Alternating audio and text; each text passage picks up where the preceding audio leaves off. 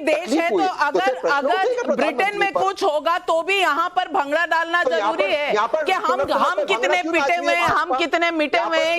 यही कहना, अपने ही देश को हर वक्त नीचे दिखाने से ये लोग बाज क्यों नहीं आते? डॉक्टर संबित पात्रा जी, सवाल तो पब्लिक का ये है। रोज गाली देना, रोज गाली देना, रोज भारतीयों को गाली देना, रोज नरेंद्र मोदी को गाली देना, रोज राहुल गांधी को गाली देना, सबको गाली देते जाओ।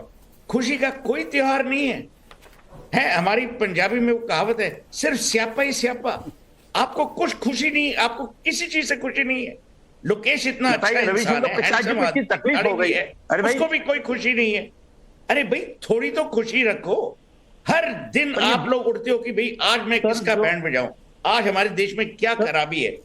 थोड़ी अच्छाई भी देखिए, ये बीजेपी थोड़ी सी अच्छाई भी देखिए। अब ये जो बृजमोहन जी हैं, नेशनल कांग्रेस पार्टी के रविशंकर प्रसाद की तकलीफ क्यों है? रविशंकर प्रसाद, मैं फिर से रिकॉर्ड स्ट्रेट कर दूं, रविशंकर प्रसाद जी ने महबूबा मुफ्ती के कमेंट पर रिएक्ट किया था। पहला कमेंट रविशंकर प्रसाद का। डॉक्टर संबित पात्रा, ये बात मुझे समझ नहीं आ रही कि बृजमोहन श्रीवास्तव जी को शशि थरूर का ट्वीट नहीं दिखा, पी चिदम्बरम का नहीं दिखा, माजिद मेमन का नहीं दिखा, महबूबा मुफ्ती का नहीं दिखा। इनकी गाड़ी और इनकी सुई अटक गई है रविशंकर प्रसाद जी पर। ऐसा क्यों है?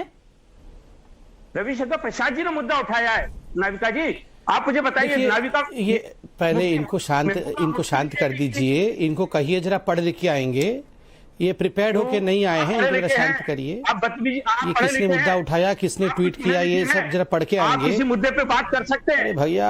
नाविका जी, क्या हो गया है इन लोगों को? क्या डील करेंगे इनके साथ, बताइए। क्या बृजमोहन जी, फिर आप पर्सनली जानते भी नहीं है कि किसने पहले ट्वीट किया, आज की डिबेट के लिए पढ़कर नहीं आए। उन्होंने ये नहीं कहा कि आप पढ़े लिखे नहीं है। पूरा डिबेट आप सुन तो लीजिए बृजमोहन जी, आप सुन तो लीजिए वो कह क्या रहे हैं। आपको अपशब्द नहीं कहे उन्होंने।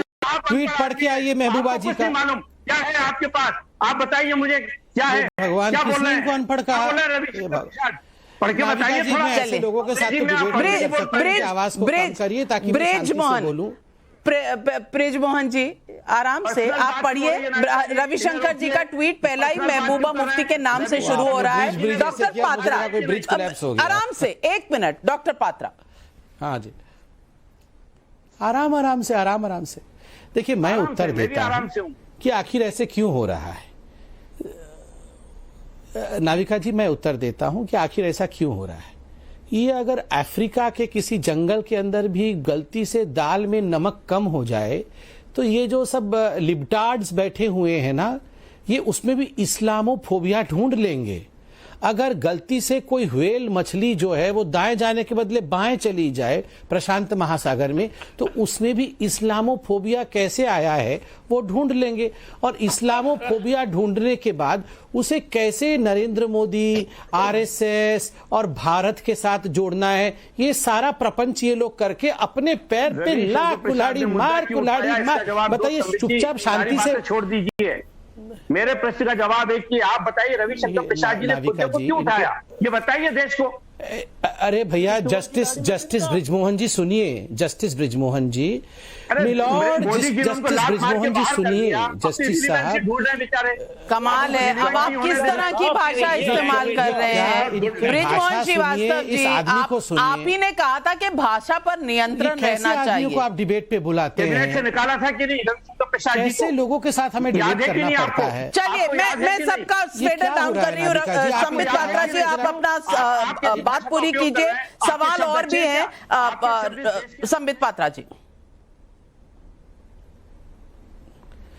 देखिए नाविका जी, रविशंकर प्रसाद जी ने महबूबा मुफ्ती के ट्वीट पे कमेंट किया। जब महबूबा जी ने कहा कि यदि हिंदुस्तान में कैसा लोकतंत्र है कि यहां एक माइनॉरिटी आगे नहीं बढ़ सकता है, उस पे कमेंट करने का काम रविशंकर प्रसाद जी ने बहुत सलीके से और अच्छे तरीके से किया।